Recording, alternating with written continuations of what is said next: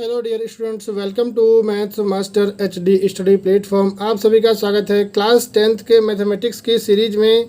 आज हम बात करने जा रहे हैं चैप्टर नंबर 3 एक्सरसाइज नंबर 3.3 की, जिसमें कि हम क्वेश्चन नंबर 3 के कुछ पार्ट्स गिवन हैं। फर्स्ट सेकंड थर्ड 6 पार्ट हैं, तो उन्हीं में से कुछ पार्ट्स की आज बात करेंगे। और ये क्वेश्चन आते हैं वर्ड प्रॉब्लम की सीरीज में, तो आपको ये ध्यान रखना है कि इन क्वेश्चनों को सॉल्व करते समय आपको बहुत अच्छे से इसको पढ़ना है, पहले रीड करना है, समझना है और उसके बाद इनको सॉल्व करना है। चलिए, पहले यहाँ पर इंस्ट्रक्शन गिवन है क्वेश्चन नंबर 3 में, तो पढ़ लेते हैं। From the pair of linear equations for the following problems. नीचे आपको कुछ प्रॉब्लम्स गिवन है, इक्वेशन फॉर्म करनी है। फॉर्म करने के बाद उनका सोल्यूशन फाइंड करना है, और क्वेश्चन में ऑलरेडी गिवन है बाय सब्स्टिट्यूशन मेथड, तो आपको इसी मेथड का यूज करके सोल्यूशन फाइंड करना है। चलिए, तो बात करते हैं पार्ट नंबर फर्स्ट की। तो पार्ट नंबर फर्स्ट कहता है कि the difference between two numbers is 26। तो यहाँ पर टू नंबर्स की बात हो रही है, बट नंबर कौन से हैं वो हमको नहीं पता है। ठीक है, तो सबसे पहले हम लिख लेते हैं कि let the first number equal x। उसके बाद सेकंड नंबर को हमने क्या मान लिया, y मान लेते हैं। क्वेश्चन में कहा गया है कि and the one number is 3 times the other. ठीक है, कहने का मतलब है कि एक नंबर छोटा है, एक नंबर बड़ा है। ठीक है, चलिए, तो first condition according to first condition, यहाँ पर आपको हमेशा क्वेश्चन में 2 कंडीशन ही मिलेंगी। ठीक है, चाहे वो हिडन कंडीशन हो या आपको गिवन हो। तो फर्स्ट कंडीशन के अकॉर्डिंग फर्स्ट कंडीशन क्या है कि the difference between two numbers is 26। तो डिफरेंस का मतलब होता है माइनस करना, तो इन दोनों को माइनस करने पर 26 आया। ये हमारी फर्स्ट इक्वेशन बन गई। अब जो सेकंड कंडीशन है वो क्या कहती है, one number is 3 times the other. ठीक है, तो कोई एक नंबर ले लेते हैं, वो क्या है, वो 3 टाइम्स है दूसरे नंबर का। तो ये हमारी सेकंड इक्वेशन बन के तैयार हो गई। और सब्स्टिट्यूशन से करना है तो आपके लिए यहाँ एक प्लस पॉइंट हो गया कि आपको x की वैल्यू निकालनी नहीं है, ऑलरेडी वो निकल के आ गई है। तो लिखेंगे यहाँ पर on putting the value of x in equation number first. अब बस केवल आपको इक्वेशन नंबर फर्स्ट में x की वैल्यू पुट कर देना है। तो इक्वेशन फर्स्ट हमारा है x माइनस वाई इक्वल 26, और x की वैल्यू क्या है 3y। तो 3y माइनस वाई इक्वल 26, ये आपका हो गया 2y इक्वल 26। तो y equal 26 upon 2, this is y equal 13। तो इस तरह से हमारे y की वैल्यू 13 आपको दिख रही होगी, निकल कर आ गई। ठीक है, अब हम क्या करते हैं कि x की वैल्यू भी निकालते हैं। और x की वैल्यू कहाँ से निकालते हैं, जहाँ हमने x इक्वल 3y लिखा है, तो यहाँ पर हम क्या करेंगे, y की वैल्यू हम पुट कर देंगे। y की वैल्यू क्या निकल के आई है, 13 निकल के आई है। तो x हमारा क्या हो गया, 13 3 जा 39 हो गया। तो लिख देंगे फर्स्ट नंबर इक्वल, फर्स्ट हमारा x था तो 39 हो गया, और सेकंड नंबर क्या था हमारा, y था, तो वो 13 हो गया। ठीक है, चलिए, तो इस तरह से हमने क्वेश्चन नंबर फर्स्ट कंप्लीट किया, फर्स्ट का फर्स्ट पार्ट कंप्लीट किया। ऐसे ही आपको और सभी पार्ट्स को भी कंप्लीट करना है। तो इसको वीडियो को पॉज करिए और इस क्वेश्चन को अच्छे से नोट कर लीजिए, जिससे कि आपको कोई प्रॉब्लम ना हो। चलते हैं पार्ट नंबर सेकंड की तरफ। अब हम बात करेंगे पार्ट नंबर सेकंड की। तो पार्ट नंबर सेकंड में कहा गया है कि the larger of 2 supplementary angles exceeds the smaller by 18। अब देखिए, यहाँ पर 2 एंगल की बात की गई है, दोनों ही एंगल सप्लीमेंट्री हैं। पहली बात तो सप्लीमेंट्री क्या होते हैं, तो बहुत से लोग आंसर देते हैं कि जो एंगल 180 होता है या 180 से कम होता है उसको सप्लीमेंट्री बोलते हैं, लेकिन नहीं। सप्लीमेंट्री होने के लिए हमेशा आपके पास 2 एंगल का होना बहुत ज़रूरी है, और दोनों ही एंगल को प्लस करने पर जब 180 आता है तो उन एंगल्स को हम बोलते हैं सप्लीमेंट्री एंगल्स। ठीक है, तो आपसे जब भी पूछा जाए कि सप्लीमेंट्री एंगल्स क्या होते हैं, तो आपको ये नहीं बोलना है कि जो एंगल 180 होता है वो सप्लीमेंट्री होता है, नहीं। कहेंगे if the sum of two angles is 180, ये दो एंगल्स का प्लस करने पर 180 आता है, वो दोनों ही एंगल सप्लीमेंट्री होते हैं एक दूसरे के, ठीक है। ऐसे ही आपका कॉम्प्लीमेंट्री की बात करें तो कॉम्प्लीमेंट्री में दोनों एंगल्स का सम करने पर 90 आता है। तो चलिए अब हम देखते हैं, सबसे पहले सप्लीमेंट्री एंगल्स गिवन है, तो अब एंगल्स कौन से हैं ये नहीं पता हमको, तो यहाँ पर फर्स्ट और सेकंड नहीं मानेंगे, यहाँ पर लार्जर और स्मॉलर मानेंगे। तो लेट द लार्जर एंगल, आप फर्स्ट और सेकंड भी मान सकते हैं, larger angle equal x and smaller one angle equal y, ठीक है। अब कंडीशन, फर्स्ट कंडीशन हमारी क्या कहती है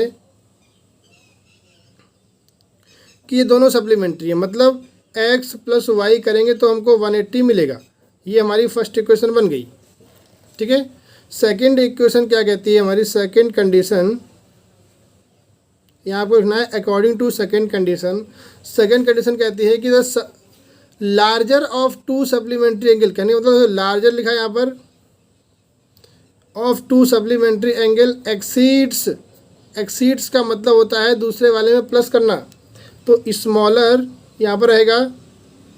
अब देखिए ये लार्जर है ये स्मॉलर है, तो इसमें तो हम प्लस करने वाले हैं नहीं क्योंकि ये और बड़ा हो जाएगा, दोनों को इक्वल करना है, तो जो छोटा वाला है उसी में हम प्लस करेंगे तो दोनों इक्वल हो सकते हैं। लेकिन यदि मान लो इधर प्लस कर दिया तो पॉसिबल नहीं है। हाँ, लेकिन कुछ लोग क्या करते हैं कि एक्सीड्स वाले केस में माइनस करते हैं इधर साइड, तो वो आप कर सकते हैं, लेकिन एक्सीड का जो एक्चुअल मीनिंग होता है वो प्लस करना होता है, तो आपको प्लस करके ही दिखाना है। लार्जर एंगल हमारा x था इक्वल स्मॉलर y था प्लस 18, यहाँ से भी आपकी x की वैल्यू ही निकल कर आ जाती है, तो आपको वैल्यू निकालने की आवश्यकता नहीं होगी। इस x की वैल्यू को इस फर्स्ट वाली इक्वेशन में पुट कर देंगे तो हमको y मिल जाएगा। अब यहाँ पर हमने लिख लिया है दोनों इक्वेशन को, ये हमारा फर्स्ट इक्वेशन था x प्लस वाई इक्वल 180, और ये सेकंड है जिसमें है कि x इक्वल वाई प्लस 18। तो हमने यहाँ लिखा है on putting the value of x in equation first, x की वैल्यू यहाँ पुट कर देंगे तो ये y plus 18 plus y equal 180, ये हमारा हो गया 2y equal 180 minus 8, 2y equal 172। तो यहाँ से हम y की वैल्यू फाइंड कर सकते हैं 172/2, तो y की वैल्यू हमारी कितनी आ जाएगी 86। Sorry that is a mistake, यहाँ पर 18 माइनस करना है आपको, तो ये 162 आएगा, ठीक है। कभी कभी मिस्टेक्स हो जाती हैं, तो ये 162 आया, तो 162 को जब 2 से डिवाइड करेंगे तो 81 आएगा, ठीक है। इसको सही कर लेंगे आप लोग। चलिए, तो यहाँ से हमारी y की वैल्यू 81 आ गई। अब ये y की वैल्यू हम यहाँ पुट करेंगे x में, ठीक है। तो x इक्वल हमारा क्या हो जाएगा 80, सॉरी फिर से मिस्टेक, x इक्वल हमारा 81 प्लस 18, तो x की वैल्यू हमारी क्या आ गई 99 आ गई। अब आप देख पा रहे हैं जो x हमने एंगल बड़ा बना था ग्रेटर एंगल, वो हमारा 99 आया है, जो स्मॉलर था वो 81 आया है। आप चाहें तो अपना आंसर भी चेक कर सकते हैं कंडीशन में रख के, क्या इन दोनों एंगल्स को ऐड करने पर 180 आ रहा है। यदि 180 आता है तो हमारी कंडीशन सेटिस्फाइड है और हमारा आंसर भी क्या है करेक्ट है, ठीक है। तो इस तरह से हमने दोनों क्वेश्चन को कंप्लीट किया। अब हम बात करेंगे पार्ट नंबर 3 की, बात करेंगे अब पार्ट नंबर 3 की। तो पार्ट नंबर 3 में क्वेश्चन, जैसा क्वेश्चन यहाँ गिवन है उसी टाइप्स का कुछ एक क्वेश्चन हम पहले भी कर चुके हैं, तो आप लोगों को कुछ याद होगा। The coach of a cricket team, ठीक है, बाय 7 बैट्स एंड 6 बॉल्स, एक क्रिकेट टीम का कोच है, ठीक है, जिसने 7 बैट्स और 6 बॉल को बाय किया है अपने प्लेयर्स को खिलाने के लिए, ठीक है। उसने कितना पेमेंट किया 3800, ठीक है। उसके बाद उसको और कुछ रिक्वायरमेंट हुई, later C buys 3 bats and 5 balls for ₹1750, तो उसने 3 बैट्स और 5 बॉल्स को उसी रेट पर 1750 रुपीज़ में ख़रीदा। देखिए, जब भी ऐसी कंडीशन होती है तो रेट जो है वो सेम रहता है, चाहे आप सेम शॉप से ख़रीदें चाहे आप दूसरी शॉप से ख़रीदें, चाहे एक पर्सन ले या फिर दूसरा पर्सन ले आके, ठीक है। यहाँ पर कोई अदर पर्सन होता तब भी आपका रेट क्या होता है सेम रहता है। तो find the cost of each bat and ball, आपको एक बैट और एक बॉल की कीमत बतानी है। तो सबसे पहले यहाँ पर एक बैट है और एक क्या है, बॉल है। तो सबसे पहले हम बैट की प्राइस मान लेते हैं। तो let the cost of one bat equal x rupees and the cost या फिर price of one ball equal y rupees. ठीक है, तो हमने इसको एक्स और वाई के रूप में मान लिया। अब क्वेश्चन में जो हमारी फर्स्ट कंडीशन गिवन है उसके अकॉर्डिंग क्या होगा।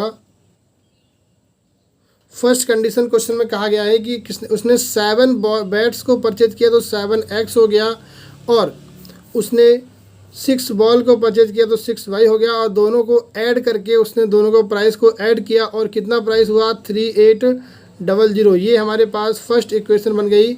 और उसी तरह से जब सेकंड कंडीशन का हम यूज करेंगे तो क्या हो गया हमारे पास 3x + 5y इक्वल 1750। ठीक है, अब देखिए इन दोनों इक्वेशन को आपको सॉल्व करना है। जैसे भी आप करना चाहें तो सबसे पहले हम क्या करेंगे, x की वैल्यू निकाल लेंगे। तो हम सेकंड से ही निकाल लेते हैं x की वैल्यू। ठीक है, और उसके बाद हम y में पुट कर लेते हैं। तो वो आपके ऊपर है, आप सेकंड से निकालें या फिर आप फर्स्ट से निकालें। चलिए हम फर्स्ट से निकाल लेते हैं, मोस्टली फर्स्ट से निकाला जाता है। चलिए 7x + 6y इक्वल 3800।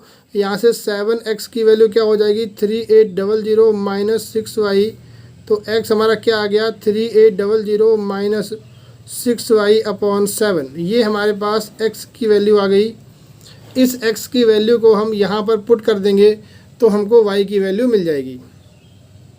तो सेकंड इक्वेशन हमारी क्या है 3x + 5y इक्वल 1750। यहाँ पर हम x की वैल्यू जो निकाली है उसको पुट करेंगे 3800 माइनस 6y अपॉन 7। अब आपको क्या ध्यान रखना है कि आपको मल्टीप्लाई और जो भी कैलकुलेशन है वो आपको बड़े आराम से करना है, अदरवाइज़ मिस्टेक होने के बहुत ज़्यादा ही चांस यहाँ पर रहते हैं।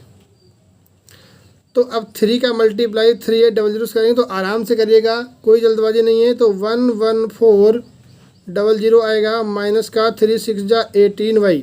3 का मल्टीप्लाई दोनों ही नंबर से हो रहा है, इसका आपको ध्यान रखना है। Divide by 7 + 5y equal 1750।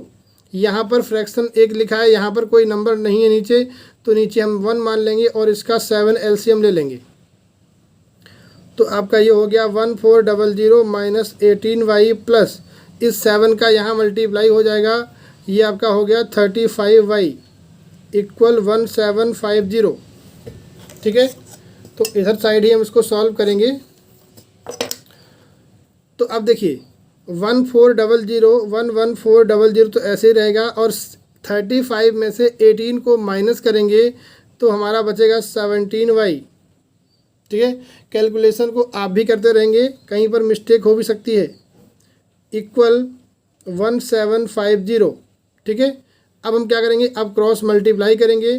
तो 11400 प्लस 17y इक्वल 1750 मल्टीप्लाई 7। अब हम यहाँ से y की वैल्यू निकालेंगे तो इसको इधर भेज दे रहे हैं। तो 17y इक्वल 1750 मल्टीप्लाई 7 और माइनस का आपका हो जाएगा 11400। बड़ी ही अच्छी तरीके से आपको इसका मल्टीप्लाई भी करना है। जब मल्टीप्लाई कर लेंगे तो आपको आंसर मिल जाएगा माइनस करने के बाद। ये आपका काम है तो आप कर लीजिएगा। इसका आंसर आ जाएगा 850। पहले आप मल्टीप्लाई करेंगे, जो भी आएगा उससे आप माइनस कर लेंगे। ठीक है, तो y की वैल्यू हमारी क्या आ गई 850 अपॉन 17। तो y की वैल्यू यहाँ से y निकल के आ गई 50। तो कहने का मतलब है जो हमारा बॉल का जो कॉस्ट था वो कितना था 50 रुपीज़ था। अब अभी क्वेश्चन एंड नहीं होता है, अब इधर हम आते हैं और जो y की वैल्यू है वो यहाँ x में पुट करेंगे तो यहाँ से हमको x की वैल्यू भी मिलेगी।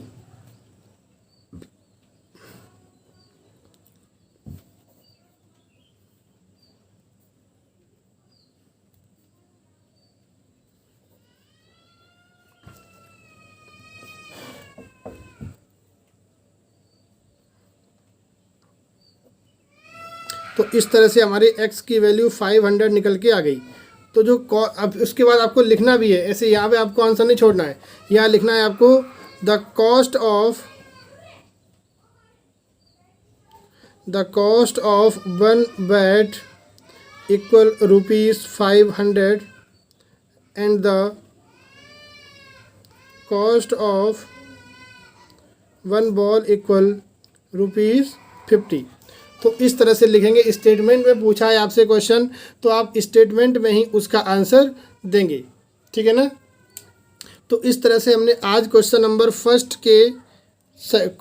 थर्ड के 3 पार्ट कंप्लीट किए हैं, ठीक है। अब हम बात करते हैं पार्ट नंबर 4 की। तो पार्ट 4 में क्या कहता है, the taxi charges in a city. इस टाइप से आपने क्वेश्चन एक क्लास 9th में भी पढ़ा होगा, तो आपको याद आ रहा होगा, ठीक है। तो the taxi charges in a city consist of fixed charge together with the charge for the distance covered, ठीक है। जब टैक्सी में आप लोग बैठते हैं तो टैक्सी वाले के पास एक किराया लिस्ट होती है, या फिर उसके पास लिखा रहता है टैक्सी पर कि फर्स्ट किलोमीटर का चार्ज इतना है और उसके बाद आपको इसके एक्स्ट्रा पड़ेगा। तो ऐसे यहाँ पर ये नहीं बोला है कि फर्स्ट किलोमीटर का चार्ज इतना है, इसने बोला है कि फिक्स्ड चार्ज इतना है। आप टैक्सी में बैठ गए और फिर आप उतर गए, लेकिन आप कहीं गए तो नहीं, लेकिन आपको वो फिक्स चार्ज देना पड़ेगा, ये रूल होता है, ठीक है। तो ये कुछ उसका फिक्स चार्ज रहता है, और उसके बाद जब आप ट्रैवलिंग करते जाएंगे तो उसी हिसाब से पर किलोमीटर आपका चार्ज बढ़ता जाएगा, ठीक है। जितना आप किलोमीटर ट्रैवल करेंगे उसी के अकॉर्डिंग आपको चार्ज देना पड़ेगा। तो यहाँ पर कह रहा है for a distance of 10 kilometre, यदि आप 10 किलोमीटर तक जाते हैं तो आपको 105 रुपीज़ का चार्ज देना पड़ेगा, जिसमें फ़िक्स चार्ज भी इंक्लूड है और जो किलोमीटर का चार्ज है वो भी है, ठीक है। And for a journey of 15 kilometre, यदि आप 15 किलोमीटर जाते हैं तब आपको 155 देना पड़ेगा, ठीक है। समझ गए? अच्छा, तो कह रहा है कि what are the fixed charge. तो इसका जो फिक्स चार्ज है वो क्या है, एंड जो चार्ज पर किलोमीटर है वो क्या है, ये आपको निकालना है, ठीक है। तो देखिए, उसके बाद एक क्वेश्चन आगे भी पूछा गया है, उसके बारे में हम बाद में बात करेंगे। तो सबसे पहले हम क्या लिखेंगे, let the fixed charge of a taxi equal ₹X। ये हमने मान लिया कि X रुपीज़ तो उसको चार्ज देना ही पड़ेगा, वो फिक्स चार्ज हो गया। उसके बाद द चार्ज पर किलोमीटर क्या हो गया आपका, Y रुपीज़ हो गया। तो फर्स्ट कंडीशन हमारी क्या कहती है, इसके अकॉर्डिंग X प्लस 10Y, भाई X तो उसको देना ही है और 10 किलोमीटर उसने ट्रैवल किया, पूरा मिलाकर उसको 105 रुपीज़ को चार्ज देना पड़ा। ये हमारा बन गया फर्स्ट इक्वेशन। इसी तरह सेकंड कंडीशन हमारी क्या कहती है, x प्लस 15y करेंगे तो ये हमारा हो गया 155। ये हमारा सेकंड इक्वेशन बन गया। अब इन दोनों को आपको सॉल्व करना है, x और y की वैल्यू आपको फाइंड करनी है। तो जैसा कि हम करते आए हैं, फर्स्ट इक्वेशन से हम x की वैल्यू निकालेंगे, x प्लस 10y इक्वल 105। तो यहाँ से x इक्वल 105 माइनस 10y। तो यहाँ से x की वैल्यू हमारी क्या आ गई, 105 माइनस 10y। इस x की वैल्यू को हम कहाँ रखेंगे, सेकंड इक्वेशन में रखेंगे। तो इक्वेशन सेकंड हमारी x प्लस 15y इक्वल 155 है। तो x की वैल्यू 105 माइनस का 10y प्लस का 15y इक्वल 155। इसको आपको सॉल्व करना है, जैसे भी कर सकते हैं आप। इस नंबर को उधर ले जाएंगे क्योंकि राइट साइड ले जाएंगे, बिकॉज ये दोनों नंबर y वाले हैं, इसमें y नहीं है, कांस्टेंट नंबर है, इसको हम कांस्टेंट के पास ले जाएंगे। तो minus 10y plus 15y equal 155 minus 105। अब इसको सॉल्व करेंगे तो ये कितना हो गया, 5y बचा इक्वल टू ये आपका बचेगा 50। तो y की वैल्यू हमारी कितनी आ गई, 10 आ गई। तो इस तरह हम कह सकते हैं कि जो आपका चार्ज पर किलोमीटर है वो हमारा कितना आ गया, 10 आ गया। अब इस 10 की जो x की वैल्यू निकली है उसको हम यहाँ पुट कर देते हैं। तो x इक्वल 105 माइनस 10 मल्टीप्लाई 10। तो x इक्वल 105 माइनस का 100। तो x की वैल्यू कितनी आ गई, 5 आ गई। तो इस तरह से हम बोल सकते हैं कि हमारा जो चार्ज आया है, ठीक है। तो क्या लिखेंगे, the fixed charge equal 5 rupees, मतलब गाड़ी में आप बैठे और उतर गए, आपको 5 रुपये देना ही पड़ेगा। उसके बाद क्या है, चार्ज पर किलोमीटर, ये कितना है आपका, ये आपका 10 रुपीज़ हो गया। अब क्वेश्चन में थोड़ा सा एक लाइन और कहा गया था कि how much does a person have to pay for 25 kilometre. यदि वो 25 किलोमीटर जाता है, द चार्ज फॉर 25 किलोमीटर, तो क्या होना चाहिए, x प्लस 25y होना चाहिए। x की वैल्यू हमारी 5 है और 25 मल्टीप्लाई y की वैल्यू कितनी है, 10 है, तो 5 प्लस 250, तो कितना हो गया चार्ज हमारा, 255 रुपीज़। तो ये हमारा चार्ज किसके लिए हो गया, फॉर द 25 किलोमीटर ट्रैवलिंग। ठीक है, तो क्वेश्चन बहुत ही टफ नहीं है, क्वेश्चन आसान है, बस आपको क्या है कि उनको अच्छे तरीके से पढ़ना है और समझना है। एक बार आपने इक्वेशन को बना लिया तो आपको सभी आंसर्स आसानी से आ जाएंगे।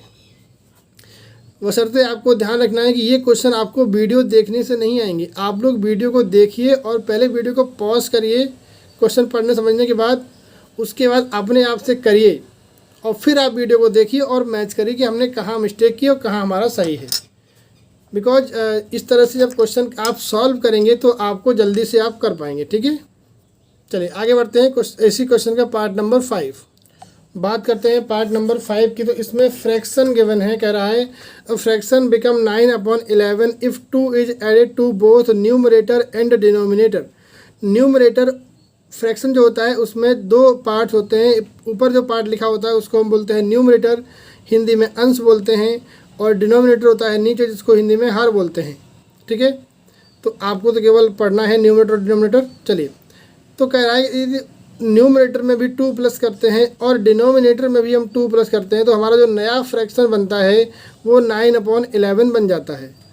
तो इसी तरह सेकंड कंडीशन कह रहा है कि इफ़ 3 इज एडेड, यदि उसको 3 ऐड करते हैं दोनों साइड, तो आपका फ्रैक्शन 5/6 बन जाता है। सेम फ्रैक्शन में आपको ऐड करना है, तो फ्रैक्शन क्या होगा। तो सबसे पहले हम लिखेंगे let the numerator equal x and denominator equal y, और फ्रैक्शन हमारा यहाँ पे क्या बन के आता है, x/y। अब फर्स्ट कंडीशन क्या कहता है कि x में हम 2 ऐड करें और y में भी हम 2 ऐड करें, तो फ्रैक्शन हमारा 9/11 बन जाता है। ठीक है, अब इसको हम क्या करेंगे, सॉल्व करेंगे, क्रॉस मल्टीप्लाई करिए और इसको सॉल्व करिए। ठीक है, तो देखिए आप लोग से मैंने कहा है कि आपको वीडियो पॉज करना है, वीडियो पॉज करिए और इसको सॉल्व करने का ट्राई करिए। ठीक है, तो सॉल्व करने पर क्या आएगा आपका, 11x plus 22 equal 9y plus 18। ठीक है, इसको आगे और सॉल्व करेंगे तो यहाँ से हमको 11x minus 9y equal 18 minus 22 minus का 4 मिल जाएगा। ये हमारी क्या हो गई, फर्स्ट इक्वेशन बन गई। ठीक है, अब इसी तरह से हम यहाँ पर सेकंड इक्वेशन को भी फॉर्म कर लेते हैं। इसमें बोला गया है कि x में 3 ऐड करेंगे और y में भी हम 3 ऐड करेंगे, तो फ्रैक्शन हमारा 5/6 हो जाएगा। अब इसको भी क्रॉस मल्टीप्लाई कर लीजिए, तो 6x plus 18 equal 5y plus 15। यहाँ से करेंगे तो कितना आएगा, 6x माइनस 5y इक्वल -3। ये दो इक्वेशन हमारी बनके तैयार हो गई और इनको अब हम सॉल्व करेंगे। तो यहाँ पर हमने दोनों इक्वेशन को लिख लिया है और अब देखिए सबसे पहले आपको एक इक्वेशन से x निकालना है और दूसरे में पुट करना है।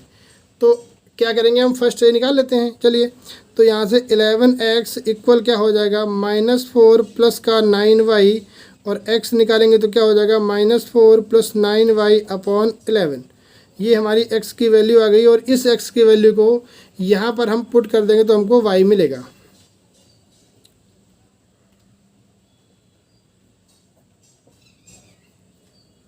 आप लोग पहले वीडियो को पॉज कर लीजिए प्लीज़ और उसको करिए, बिकॉज आपके जब करेंगे तभी आपकी प्रैक्टिस होगी। 6 का अंदर मल्टीप्लाई करेंगे दोनों टर्म्स में, तो 6 4 जा 24 प्लस 6 9 जा 54y अपॉन 11 माइनस का 5y इक्वल -3। ठीक है, तो इसको हम इसी तरह से सॉल्व करेंगे।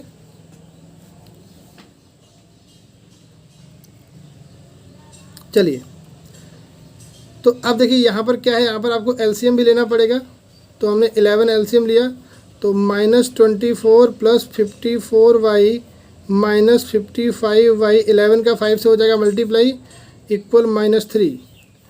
तो -24 प्लस ये माइनस का y बचेगा आपके पास, क्योंकि 54 प्लस का लिखा है, 55 माइनस का लिखा है, तो बड़ा माइनस का है तो माइनस का साइन आ जाएगा। 11 इक्वल -3। अब यहाँ हम क्रॉस मल्टीप्लाई करेंगे, तो -24 - y इक्वल माइनस का 33। तो -y इक्वल -33 + 24, तो -y की वैल्यू हमारी कितनी आ गई, 9। ठीक है, माइनस का 9, माइनस माइनस कैंसिल हो जाएगा और y की वैल्यू हमारी कितनी आ जाएगी, 9 आ जाएगी। ठीक है, अब ये जो y की वैल्यू 9 है वो हम यहाँ पुट करेंगे तो हमको x मिल जाएगा। ठीक है, तो x इक्वल -4 + 9 मल्टीप्लाई y की वैल्यू भी 9 है अपॉन 11। तो x इक्वल -4 + 9, 9 जा 81 अपॉन 11। तो x हमारा कितना हो जाएगा, सॉल्व करने पर 77 आएगा और अपॉन 11, तो x की वैल्यू हमारी कितनी आ जाएगी, 7 आ जाएगी। तो इस तरह से हमारा जो फ्रैक्शन है वो क्या बन जाएगा, फ्रैक्शन था x अपॉन वाई और ये हमारा बन जाएगा आपका 7 अपॉन 9। तो ये हमारा आंसर हो जाएगा। आप चाहें तो इसको चेक भी कर सकते हैं अपने जैसे कंडीशन मैंने बताई थी आपको। ठीक है, अब इसका एक पार्ट और बचा है, उसको भी हम देखते हैं जल्दी से। बात करते हैं 6th क्वेश्चन की। कह रहा है 5 ईयर हैंस, हैंस का मतलब होता है बाद में या फिर आगे बोल सकते हैं। ये 5 ईयर्स के बाद क्या होने वाला है वो बता रहा है। The age of Jacob will be 3 times that of his son. जो जैकब एक आदमी है उसके बेटे की एज का वो 3 टाइम्स है, 3 गुना है। 5 ईयर एगो, 5 साल पहले की बात है, तो Jacob's age is 7 times that of his son. 7 गुना थी उसकी एज अपने सन की। तो प्रेजेंट एज पूछी गई है, तो प्रेजेंट एज ही पूछता है और प्रेजेंट नहीं पूछेगा तब भी आपको प्रेजेंट एज ही मानना है। तो let the present age of Jacob equal x years, उसके बाद एंड द प्रेजेंट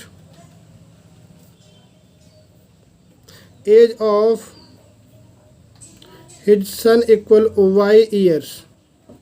ठीक है, अब फर्स्ट कंडीशन के अकॉर्डिंग, क्या है, 5 ईयर्स हैंस, तो after 5 year the age of Jacob कितना हो जाएगा, x में से हम 5 को प्लस करेंगे क्योंकि बाद की बात कर रहा है, और ऐसे ही after 5 year the age of son, ये आपका y + 5 हो जाएगा। अब देखिए इसके बाद क्या करते हैं, इसके बाद आपको दोनों ही की एज को एक साथ इक्वल रखना है। तो x + 5 यहाँ लिखा और y + 5 यहाँ लिखा। अब देखिए कौन बड़ा है कौन छोटा है ये आपको डिसाइड करना है। तो पिता बड़ा होता है, बाप बड़ा है और बेटा छोटा है, तो दोनों को इक्वल करने के लिए छोटे वाले में ही हमको मल्टीप्लाई या प्लस जो भी करते हैं वो करना है। तो हमको 3 टाइम्स करना है, तो 3 टाइम्स हम इसको मल्टीप्लाई करेंगे तो दोनों इक्वल हो जाएंगे।